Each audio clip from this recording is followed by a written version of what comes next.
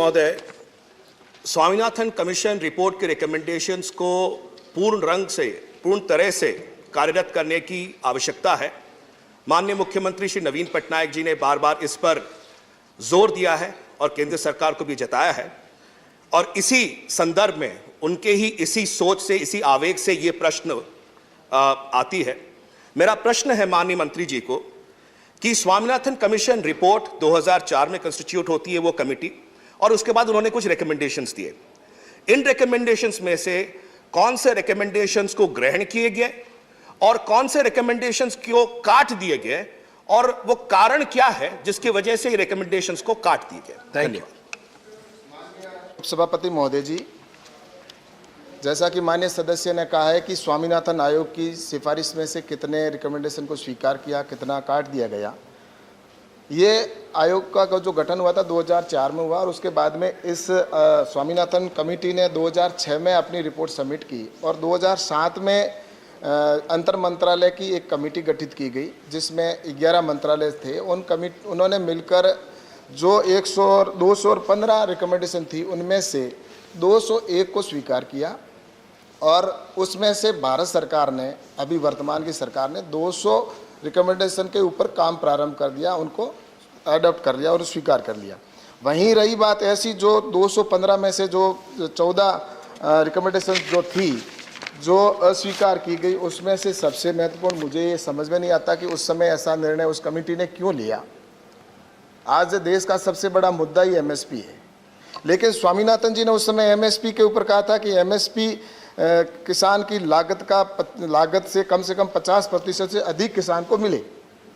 लेकिन उस समय की कमेटी ने यह कहा कि सरकार ने विकृति उत्पन्न होने का कारण देते हुए इसको अस्वीकार कर दिया, अमान्य कर दिया कि एमएसपी का 1.5 गुना करने की कोई आवश्यकता नहीं है। लेकिन प्रधानमंत्री नरेंद्र मोदी जी ने इस रिकमेंडेशन को माना जो उस समय उसकी कमेटी ने अस्वीकार किया। अब एमएसपी के ऊपर खरीद हो रही है, और वो भी 1.5 गुने के ऊपर खरीद हो रही है।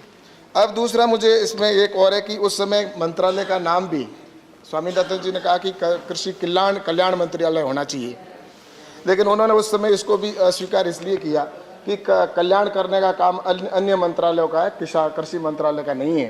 लेकिन भारत सरकार ने उसका नाम भी कृषि कल्याण मंत्रालय रखा गया। और उसके बाद में जहाँ तक खाद्य गारंटी की बात है, तो वो भी उस समय खाद्य सुरक्षा की खाद्य गारंटी अधिनियम बनाया जाना चाहिए, लेकिन अस्वीकार किया गया।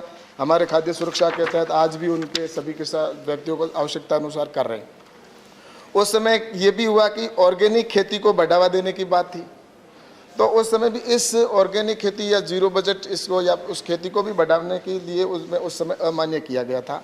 लेकिन हमने परंपरागत कृषि विकास योजना के तहत सरकार ने स्कीम भी लागू की, और किसानों को उसको बढ़ावा देने के लिए भी लगातार प्रयास किया जा रहा है। और अभी प्रधानमंत्री जी ने स्वयं ने कहा कि हमें जीरो बजट या प्राकृतिक खेती की ओर जाना है।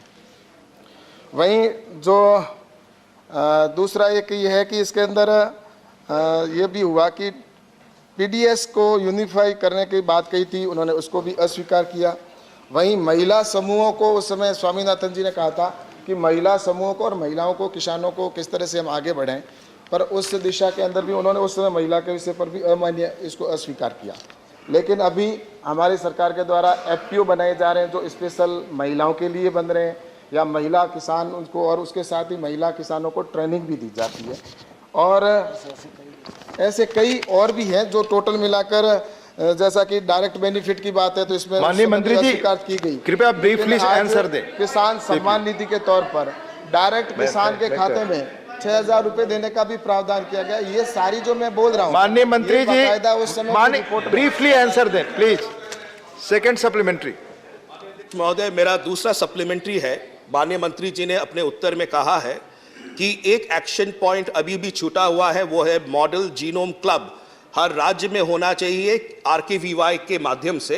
तो मैं माननीय मंत्री जी से जानना चाहता हूं कि अभी तक ये जो स्वामीनाथन कमीशन रिपोर्ट की रिकमेंडेशंस का एक अंग है कि मॉडल जीनोम क्लब हर राज्य में हो आरकेवीवाई के माध्यम से, अभी तक ये क्यों नहीं हुआ है और कब तक होने की आशा है? धन्यवाद। जैसा कि आईसीआर के अंदर वैसे तो जीनोम बैंक बना हुआ है पूरे देश का, आज विश्व का सबसे बड़ा, विश्व का दूसरे नंबर का जीनोम है। लेकिन उसके बावजूद भी जो स्वामीनाथन जी की रिकमेंडेशन थी उसके अंदर ये था कि हर डिस्ट्रिक्ट के अंदर इसका एक जिनोम बैंक बने जहाँ पर वैरायटी वो वहाँ पर सुरक्षित रह सके। इसके लिए भी हमने भारत सरकार ने यहाँ पर RKVY योजना के अंदर प्रावधान कर दिया है।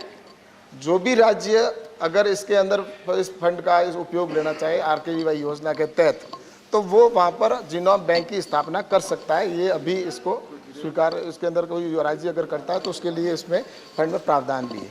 धन्यवाद।